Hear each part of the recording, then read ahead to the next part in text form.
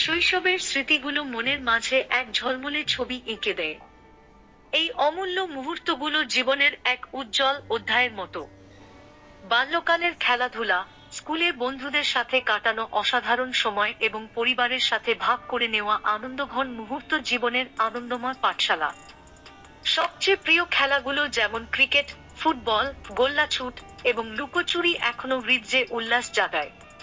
প্রতিটি পারিবারিক উৎসব, ছুটি কাটানো, মায়ের রান্নাবান্না এবং ভাইবোনদের সাথে নির্মল আনন্দে মেতে ওঠা এসব মুহূর্ত মনের গভীরে সোনালী স্মৃতি হিসেবে জায়গা করে নেয়।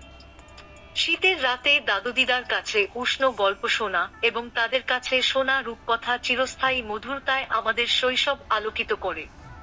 শৈশবের এই সোনালী দিনগুলো জীবনের হাসি, উদ্দীপনা এবং নতুন শক্তির উৎস। যখনই আমরা জীবনের ক্লান্তি বা চাপ অনুভব করি, এই হাস্যোজ্জ্বল শৈশবের স্মৃতিগুলি আমাদের মনে প্রাণের স্পন্দন জাগিয়ে তোলে এবং জীবনকে আবার উদ্যমের সাথে গ্রহণ করতে অনুপ্রেরিত করে।